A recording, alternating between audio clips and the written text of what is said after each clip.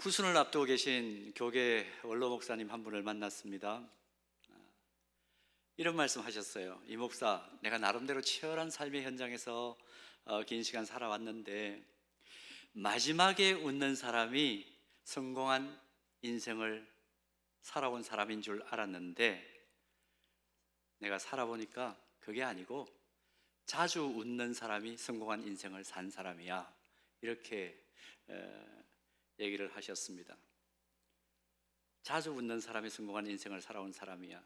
한참 그러고 끌끌 웃으시는데 우리 좀 웃자. 마음속에 진한 여운이 남았습니다. 오늘 우리 모두에게 하나님이 주시는 진정한 기쁨과 즐거움의 은혜, 웃음의 은혜가 회복되기를 소원합니다. 언젠가 예배를 드리면서 찬송가 620장 여기에 모인 우리 찬송을 부르려고 첫 소절 자막을 딱 봤는데 찬양 자막이 뭔가 이상했습니다. 한번 보시겠어요? 발견 못하셨습니까? 졸지에 예배드리는 모든 성도들을 한강의 오리로 만들어버렸습니다. 여기서 쿡 저기서 쿡 웃음이 터지다가 찬송을 제대로 못 불렀던 그런 경험이 있습니다. 어떤 목사님 제자 훈련을 받는 성도들과 함께하는 단톡방에 격려 메시지를 올렸습니다. 단톡방 전체를 이분도 웃음의 도가니로 만들었는데요. 어떤 메시지를 올렸는지 한번 보실까요?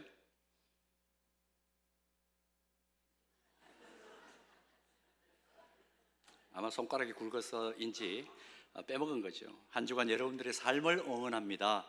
그렇게 올리셔야 되는데 살을 응원합니다. 얼마나 기분이 나빴을까요? 어떤 집사님은 목사님의 이 격려 메시지를 받고 이렇게 댓글을 보냈다고 그럽니다. 보세요.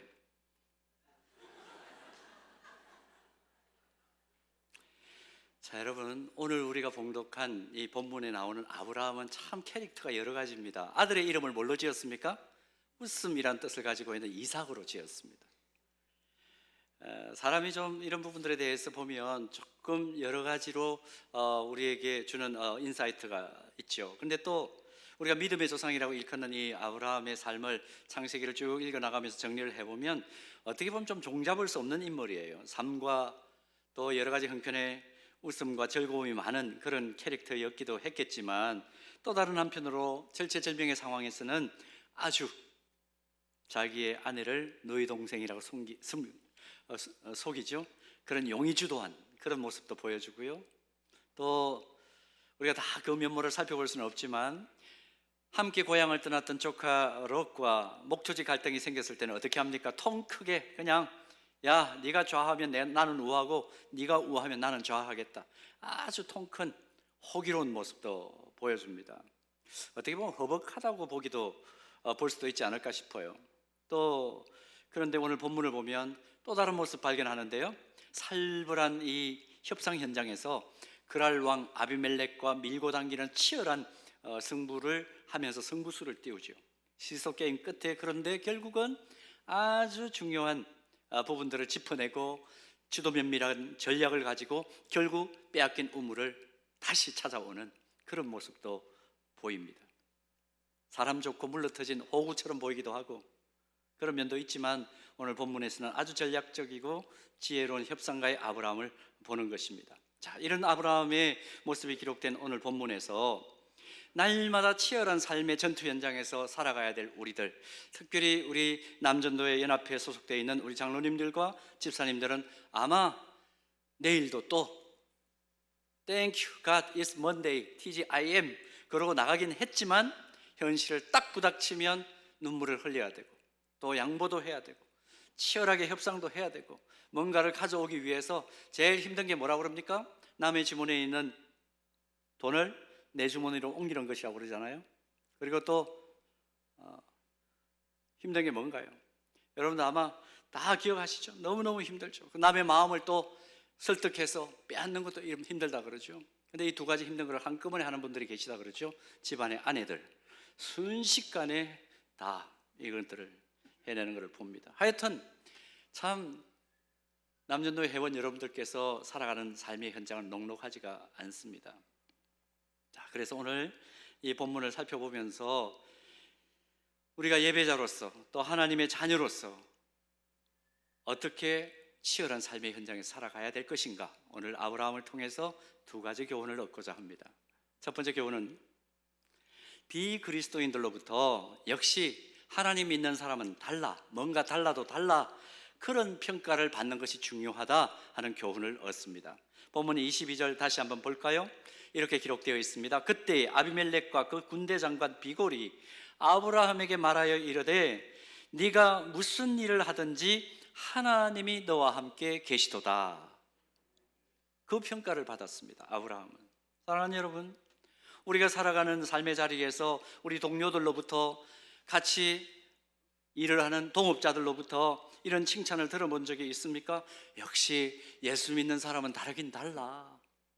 그런 말씀을 좀 들으셨나요? 본문을 보면 그랄 왕 아비멜렉과 군대 장관 비골이란 사람이 아브라함을 찾아와서 아마 고백하듯이, 탄식하듯이 이렇게 말한 것으로 보입니다. 여러 가지 정황상 볼 때에 네가 무슨 일을 하든지 하나님이 너와 함께 계셔. 우리는 그걸 보았어. 아브라함이 그렇게 탄식하듯이 고백한 것 같아 보입니다. 본문 34절 말씀 보면 당시 아브라함이 거주하던 지역은 블레셋 땅이었죠. 이방인들의 땅입니다. 아비멜렉이란 이름 그 자체가 아버지를 뜻하는 아브라는 단어하고 왕, 최고 통치자라는 의미를 가진 멜레크가 합쳐진 이름이에요. 아비멜렉, 아브멜렉, 그런 뜻입니다. 그래서 아비멜렉의 이름 뜻은 아버지는 왕이시다, 그런 의미입니다. 다시 말하면 그 당시에 통치자 중에 통치자, 최고 통치자, 그런 의미를 아비멜렉은 가지고 있는 것이죠. 자, 이런 이름을 가지고 있는 사람이 얼마나 자존심이 셌겠습니까? 그런데 아브라함을 찾아왔어요. 뭘 하기 위해서? 동맹을 맺기 위해서. 근데 혼자 오지도 않았습니다. 블레셋 말로 강하다는 뜻을 가지고 있는 비골이라는 이름을 가진 자신의 군대 장관을 함께 호위무사로 데려왔습니다. 1대1로 싸우는 개인전이든지 전쟁을 붙든지 모든 종류의 싸움에 능한 그런 전사를 대동했습니다. 이름이 뭐라고요? 강하다라는 뜻을 가진 사람입니다. 얼마나 강했겠어요, 현실적으로도. 머릿속에 이 장면을 한번 그려보기만 하면 정말 기세등등하고 위압적이었을 것 같습니다. 동맹을 맺으러 왔지만 사실 어떻게 보면 아브라함으로서는 쫄 수밖에 없는 그런 상황이었겠죠. 그런데 아비멜렉이 아브라함을 방문한 이유가 뭐라고 그랬나요? 상호 동맹 관계를 맺기 위해서. 창세기 20장 3절에서 7절 말씀을 보면 아비멜렉은 이미 아브라함이 사라를 자기 누이라고 속였을 때에 사라를 데려가죠. 그리고 하나님의 간섭으로 혼인한 경험을 가지고 있는 사람입니다. 그리고 창세기 20장 17절에서 18절 말씀을 보면 아비멜렉과 그의 가문과 공동체 전체가 이 기도하는 아브라함 때문에 아주 중요한 경험을 합니다. 한번 보십시오. 17절. 아브라함이 하나님께 뭐하매? 늘 기도하는 사람으로 이제 아비멜렉은 아브라함을 본 거죠. 하나님이 아비멜렉과 그의 아내와 여종을 치료하사 출산하게 하셨으니 여호와께서 이왕의 아브라함의 아내 사레의 일로 아비멜렉의 집의 모든 태를 닫으셨음이더라. 집안에 여성들이 잉태하지 못하는데 아브라함이 하나님께 기도하며 기적이 일어났다는 것을 이미 경험한 거예요. 하나님을 향해 기도하는 사람, 기도로 하나님의 능력을 늘 경험하고 살아계신 하나님의 능력을 보여주는 사람이 이 아브라함이구나, 그걸 깨달은 거죠. 이런 과정 속에 아비멜렉은 야, 이 아브라함은 보통 사람 아니다. 하나님이 그 삶에 깊숙하게 관여하는 특별한 사람이다. 함부로 대해서는 안 되겠다. 그 사실을 이미 알고 있었던 것입니다. 인구도 부족하고 국가 조직도 미비된 그런 당시 상황에서는 약자에 대한 강자들의 약탈이 빈번했기 때문에 기도 가운데 하나님의 능력을 늘 경험하는 이 강력한 이웃 아브라함, 그와 조약을 맺으면, 상호 협정을 맺어 놓으면 내 생존의 문제는, 우리 공동체의 생존의 문제는 아주 평안하겠다, 그 생각을 한 거죠. 머릿속에 다 계산을 한 것입니다. 그래서 아브라함과 상호 불가침 조약을 맺기 위해서 이 사람이 온 것입니다. 사랑하는 여러분, 일상 속에서 기도의 능력을 경험하고 아브라함처럼 기도로 하나님의 능력을 보여주고 있습니까? 왜 아멘이 없으세요? 이거는 제가 물었는데 그렇게 안 사는 모양이죠. 다시 한번 묻겠습니다. 여러분 일상 속에서 아브라함처럼 기도의 능력을 경험하고 아브라함처럼 기도로 하나님의 능력을 넉넉하게 보여주고 있는 그런 삶을 살고 계십니까? 소원이 아니라 실제적으로 그렇게 사는 우리 남전도의 회원 여러분, 우리 모든 성도들 되기를 주님의 이름으로 축원합니다. 야, 저 사람은 하나님이 함께 하시는 특별한 사람이다, 인정을 받는 것 정말 중요합니다. 그래서 주변의 사람들이 존경하고 신뢰할 수밖에 없고 함께 일하고 싶어하는 그런 가슴 벅찬 경험을 우리는 늘 해야 될 하나님의 사람이다. 이거 잊어버리면 안 됩니다. 우리나라 크리스천 기업인들 가운데 우리에게 감동을 주는 많은 분들이 있죠. 이 시간에 잠깐 그런 한 분을 소개하고 싶습니다. 아마 이 자리에는 이미 또 존중을 받고 있고 또 존경을 받는 크리스천 기업인들도 있으시리라고 생각합니다. 그런데 그 중에 제가 들어서 알고 있는 한 분을 좀 소개하고 싶습니다. 이분은 6.25 전쟁이 일어나기 직전에 서울에 있는 한 은행에서 융자를 받아가지고 작은 규모의 사업을 운영하기 시작한 분이에요. 근데 전쟁이 일어났습니다. 전쟁통에 모든 사람들이 피난길에 올랐겠죠.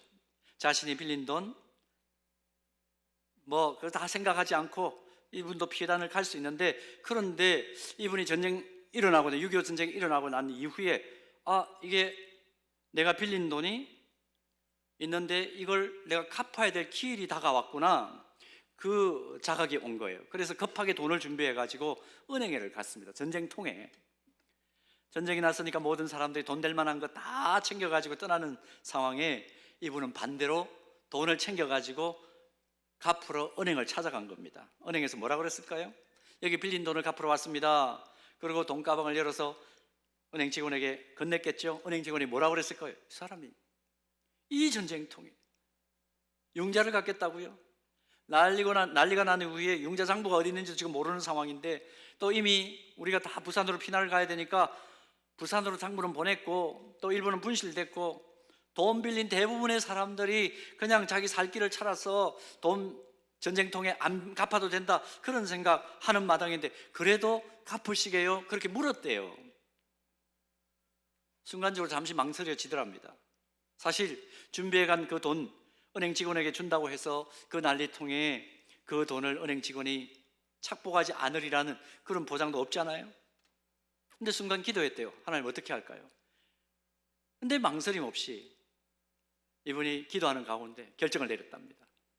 성경대로 정직이 능력이다, 그 생각이 언뜻 오르더래요. 그래서 그 판단을 하고 돈을 갚기로 결심하고 돈을 건네면서 영수증을 써달라 그랬대요. 근데 이미 은행 직원은 부산으로 가버리고 없고, 그래서 할 수 없이 돈을 받은 그 은행 직원에게 그분의 도장을 찍어달라고, 은행 직원의 도장을 찍어달라고 그렇게 영수증을 받았습니다. 그걸 돈을 갚은 거예요.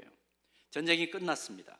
이분이 가족들을 데리고 제주도에서 군납 사업을 시작을 했는데 생선 공급하는 일을 하게 됐답니다. 근데 사업이 갈수록 번창을 해서 원양어선을 구입해야 되겠다, 그런 마음을 먹었습니다. 근데 피난을 와 있는 상황이니까 수중에 돈이나 담보물이 전혀 없잖아요.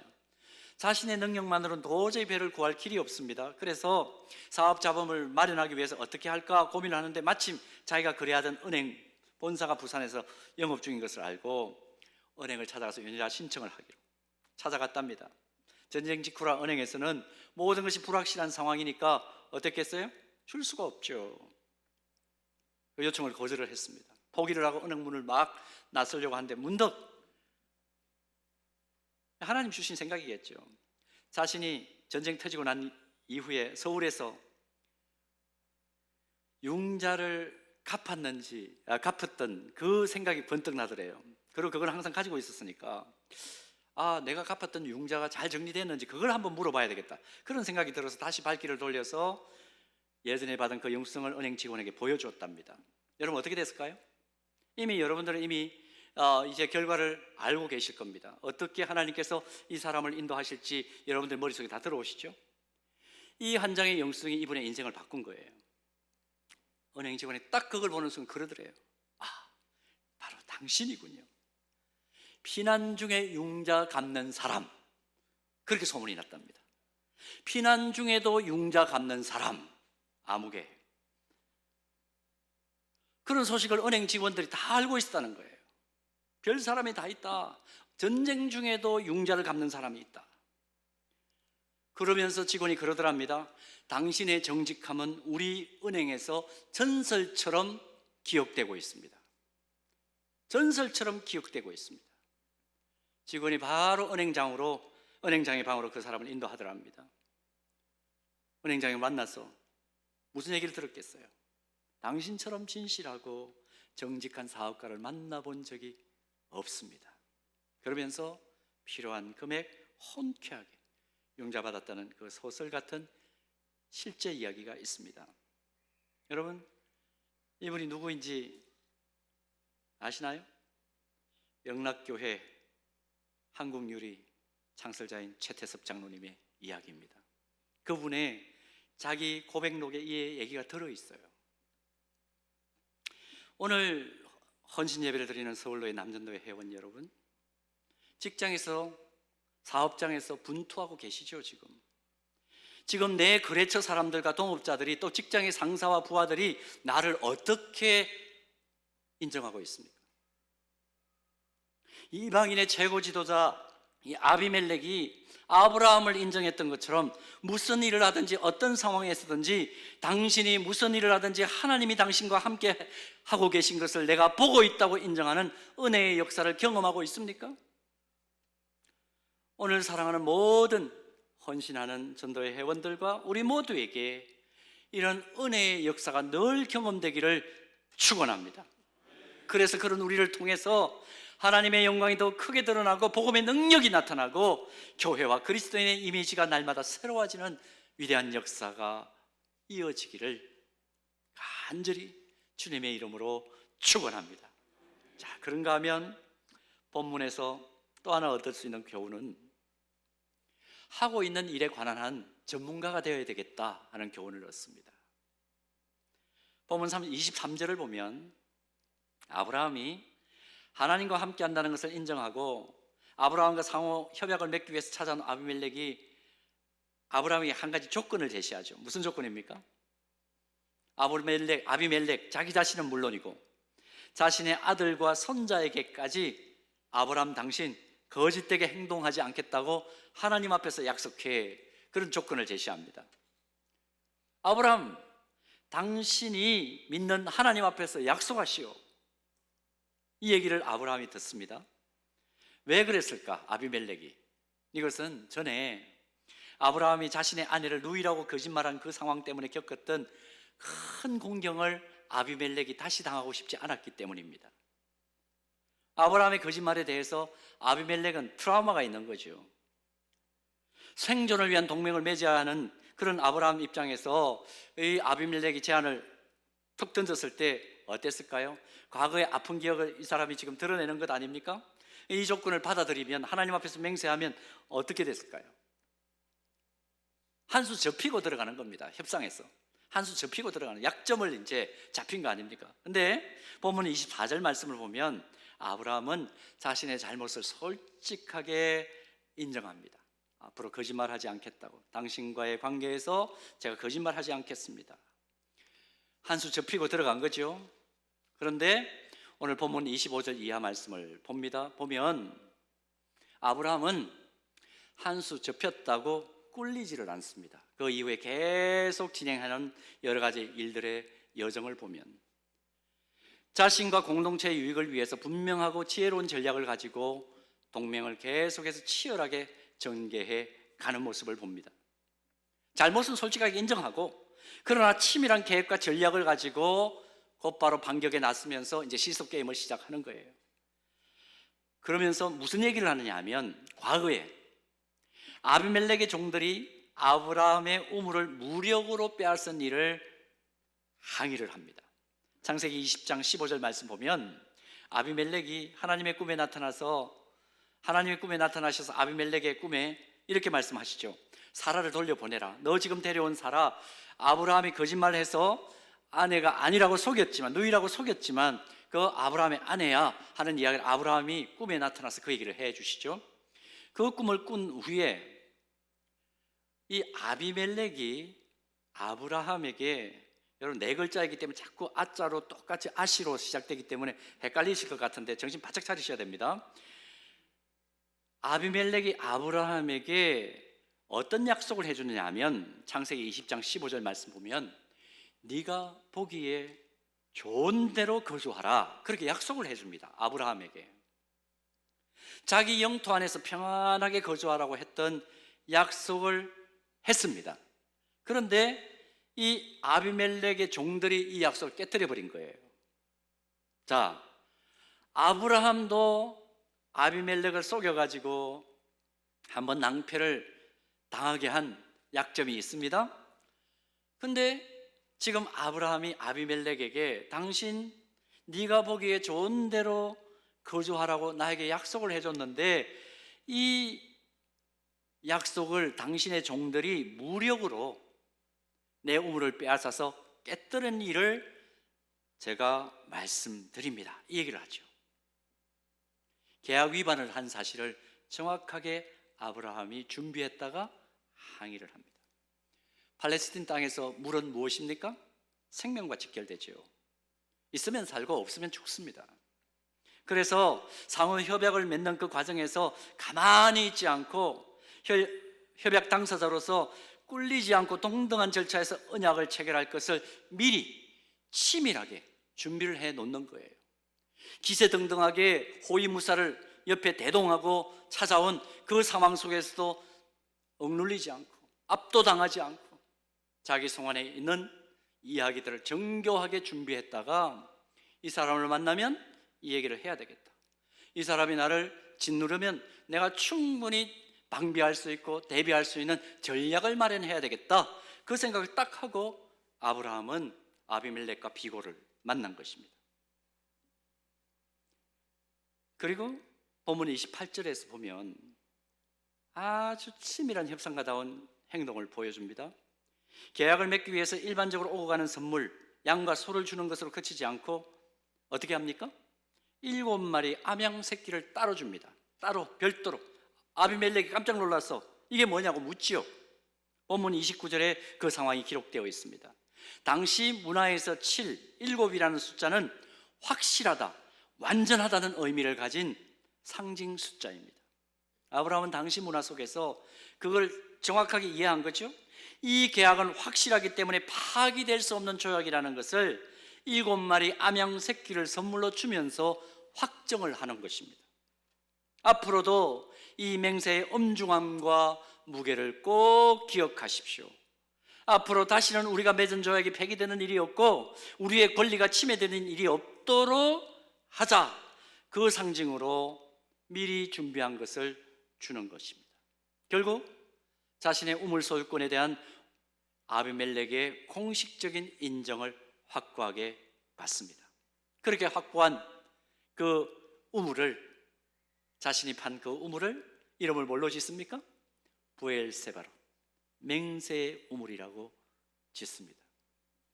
여러분, 이 과정을 쭉 이렇게 우리가 말씀을 통해서 말씀이 흐르는 대로 우리가 살펴보았는데 어떻게 보입니까? 아브라함이 보통 사람인가요?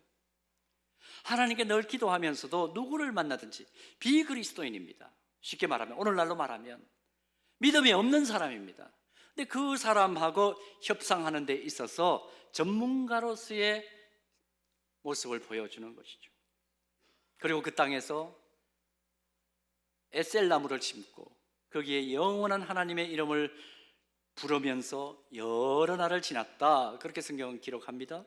에셀나무는 성경 속에서 거룩한 나무로 일컬어지는 나무입니다. 성목이라고 막목이라고 그렇게 보통 부릅니다. 영원한 하나님의 이름을 불렀다는 것은 어떤 의미일까요? 그것이 하나님을 예배하는 성전, 성소가 되도록 했다는 것을 의미하죠.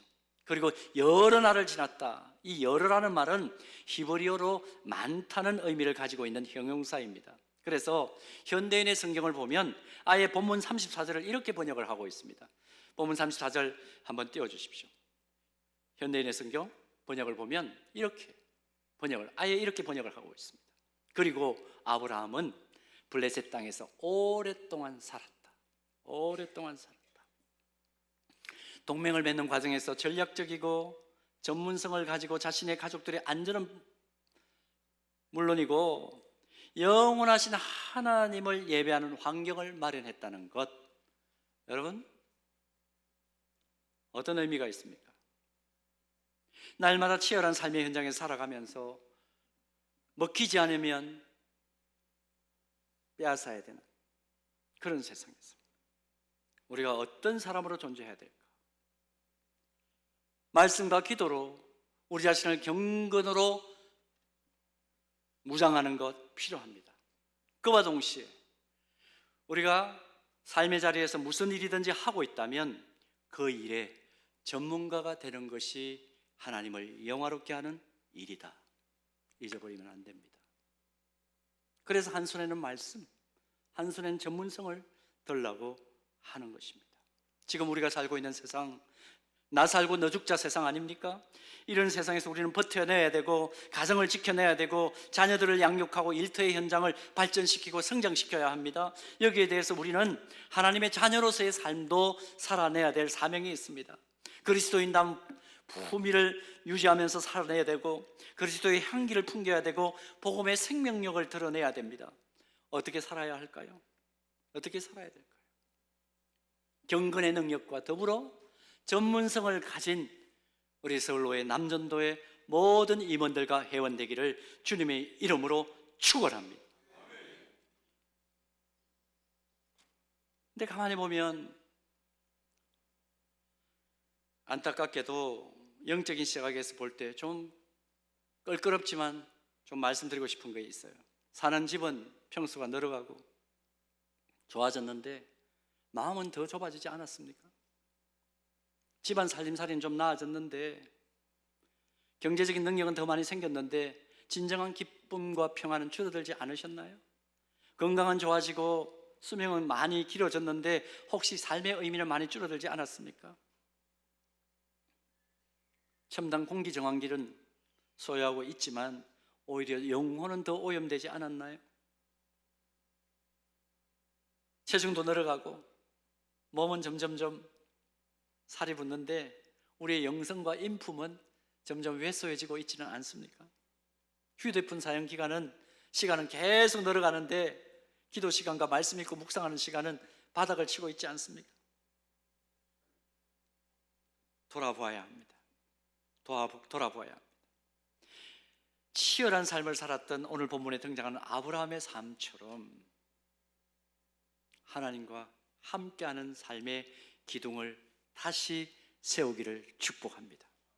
동시에 내가 살아내야 될 이 삶의 환경, 일터의 현장에서 그 안에서 모두가 다 저 사람이라면 믿을 수도 있고 실력에 있어서도 검증된 전문가다, 그런 인정을 받는 우리 서울로의 남전도의 모든 회원들, 또 오늘 예배하는 우리 모든 성도들 되시기를 주님의 이름으로 축원합니다.